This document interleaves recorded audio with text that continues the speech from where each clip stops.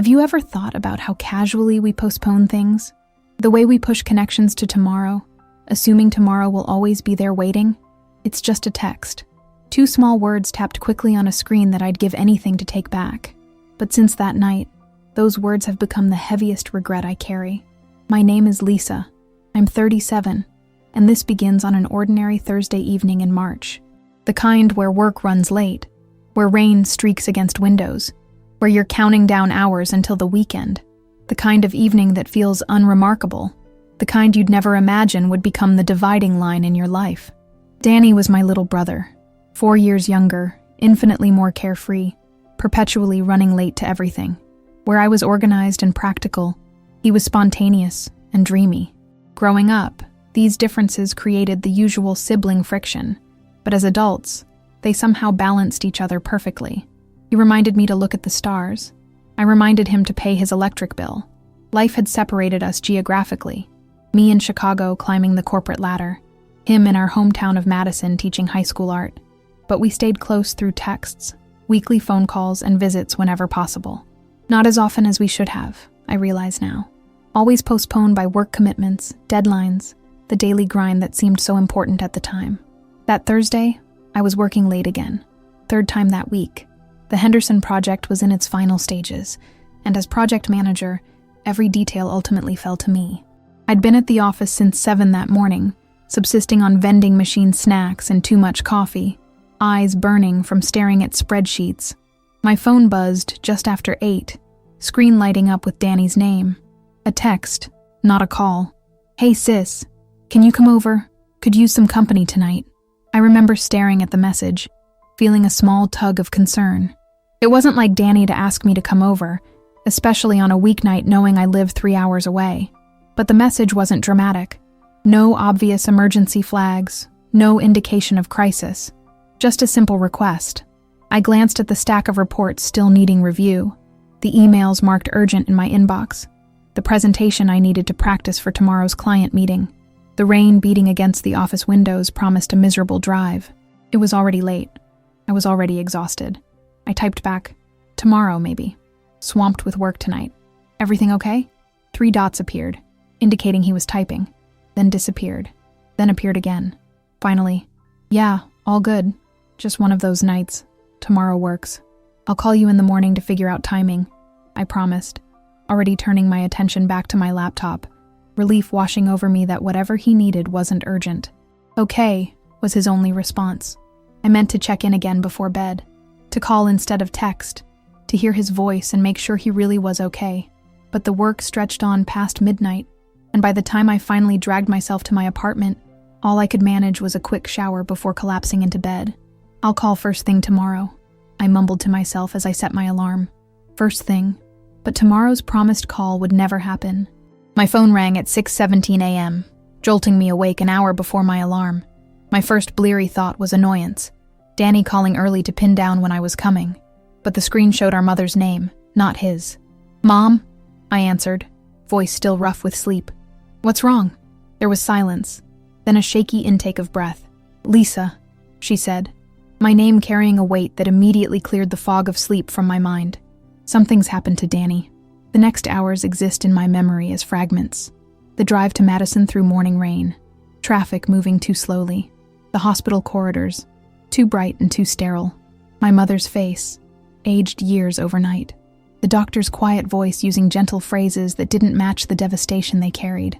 They said it happened in the night, that it was quick, that there was nothing anyone could have done. But all I could think was, he asked me to come over, and I said tomorrow. I learned later that Danny had been struggling more than any of us realized, that the perpetually sunny art teacher had been fighting shadows no one could see, that he'd reached out to several friends that evening, but everyone had been busy. Everyone had their reasons.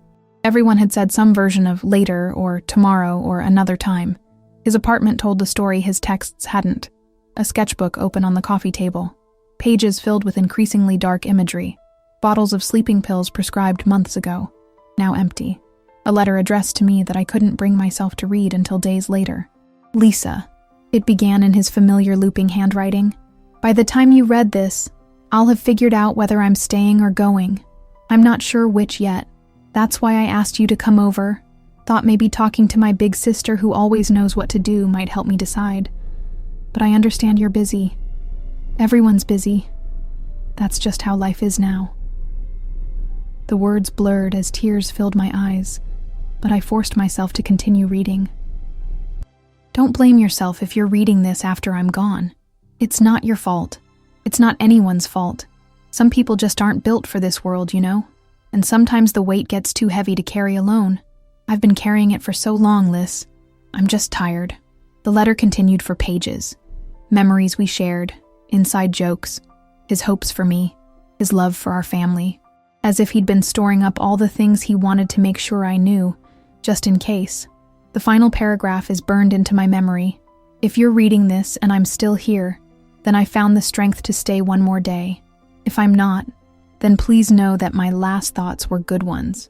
Remembering climbing trees with you when we were kids, you telling me to be careful while secretly wishing you could climb as high as me. I loved you for that contradiction, always protecting me while envying my freedom.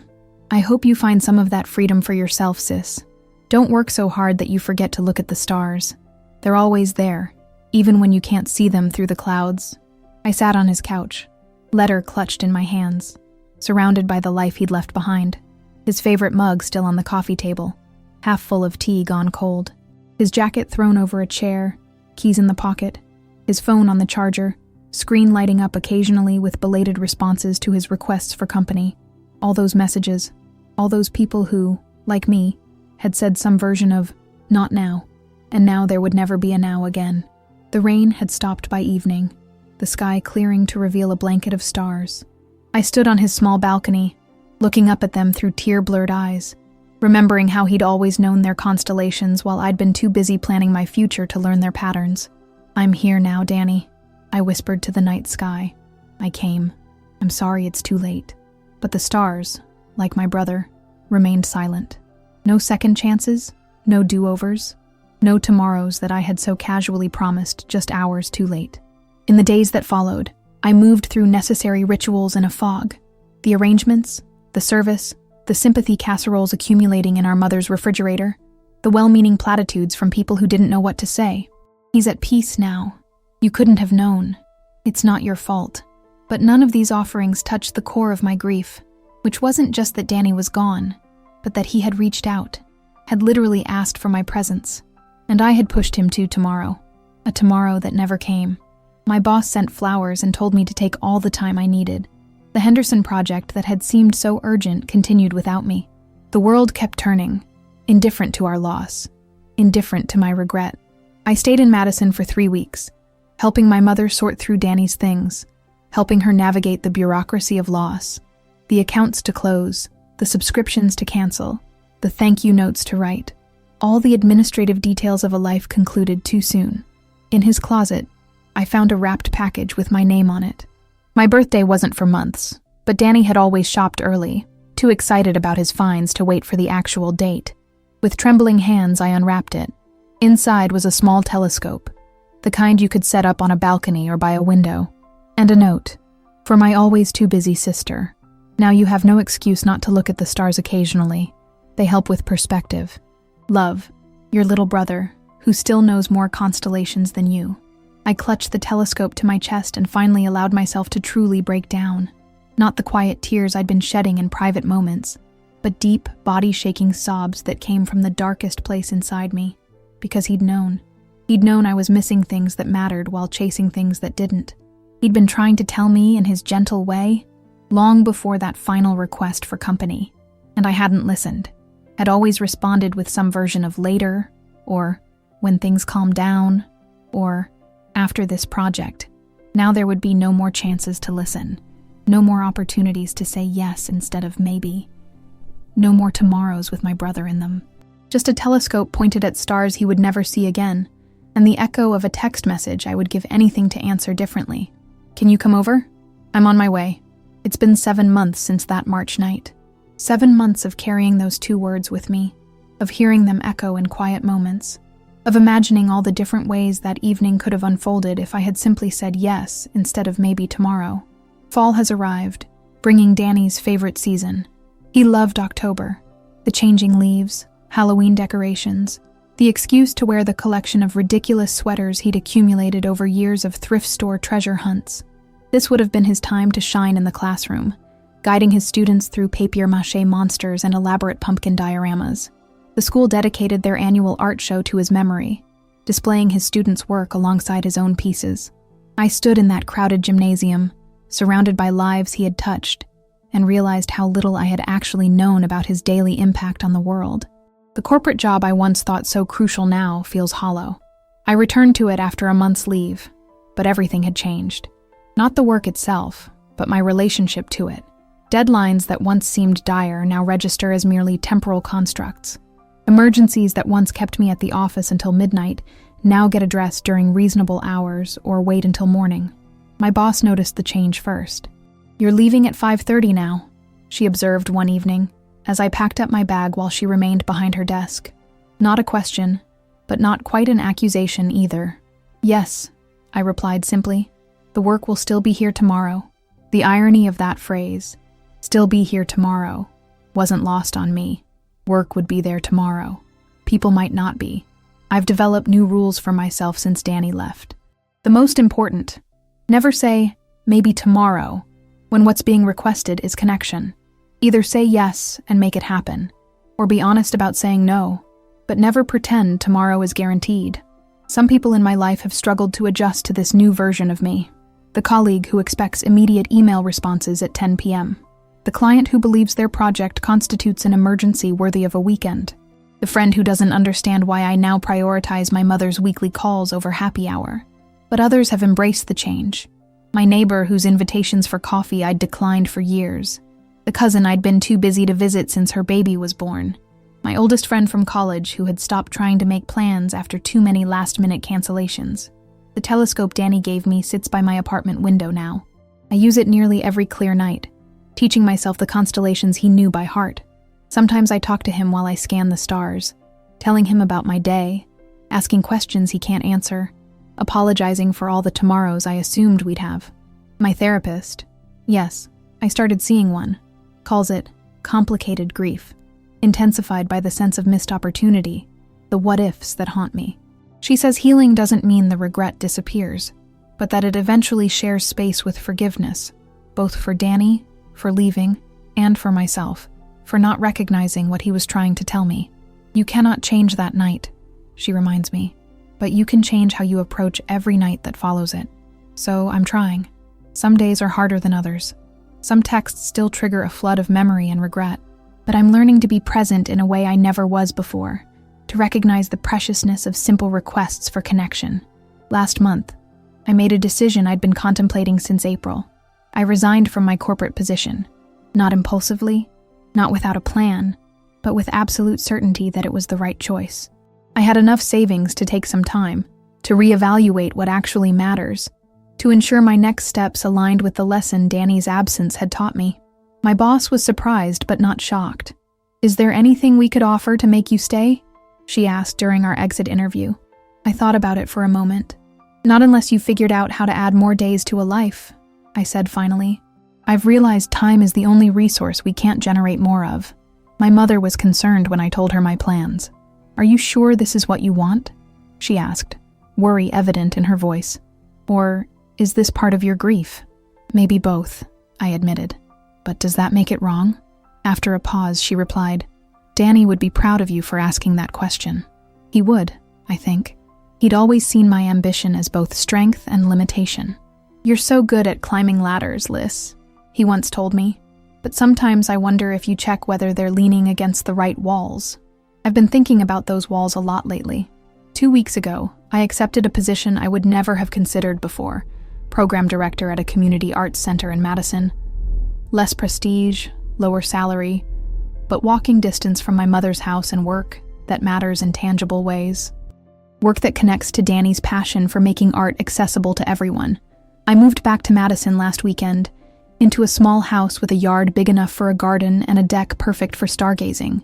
My telescope has a permanent spot there now, pointed toward the heavens. Last night, I received a text from my cousin Jen, whose son is struggling with depression. "Can you come over? Tyler's having a really rough night, and he always connected with you." I was tired. I had boxes still to unpack. The drive would take 40 minutes each way, but I wrote back immediately, "On my way. Be there in 40. The relief in her voice when she answered the door told me everything I needed to know about making the right choice. I sat with Tyler for hours, mostly listening, occasionally sharing stories about Danny, the good ones, but also the hard truth of what happens when pain goes too long unshared. By the time I left, it was nearly 2 a.m., but a plan was in place. Therapy appointments scheduled, small goals set, a promise to check in daily. As I drove home under a canopy of stars, I felt Danny's presence more strongly than I had in months. Not as grief or guilt this time, but as a gentle reminder that every request for connection is sacred. Every "can you come over" contains worlds of unspoken need. Every answer we give ripples forward in ways we cannot always see. I still read his final letter often, not to punish myself anymore, but to remember what matters. To honor his last gift to me, the recognition that life's meaning isn't found in deadlines met or promotions earned, but in the moments we choose presence over postponement, connection over convenience. The hardest paragraph to read is still near the end. "I don't blame you for being busy, Liz. That's who you've always been, the responsible one, the achiever. I admire that about you. But sometimes I worry you're so focused on building a successful life that you forget to build a meaningful one. They're not always the same thing." He was right, of course. In trying to create a life that looked successful from the outside, I had created one that felt increasingly hollow from within. The tomorrow I carelessly promised him will never come. But other tomorrows still arrive, each one offering a new chance to honor what he tried to teach me with his life and with his leaving. That nothing, no project, no deadline, no career advancement, is worth more than being there when someone you love says, "Can you come over?" I still carry the weight of that final text exchange. I suspect I always will. But now it serves as a compass rather than just a burden, helping me navigate choices large and small, with a clarity I never possessed before. Last week, I was setting up my new office at the Arts Center when my phone buzzed with a text from Mom.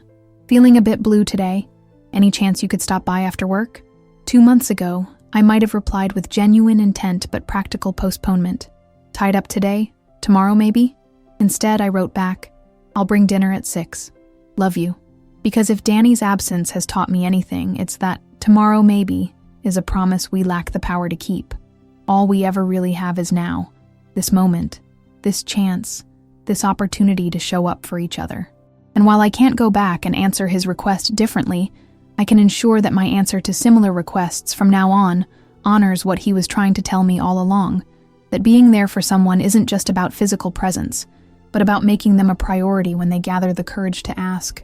So if your phone lights up with a message from someone reaching out, especially if it seems unusual or comes at an inconvenient time, consider that there might be more behind those casual words than you can see.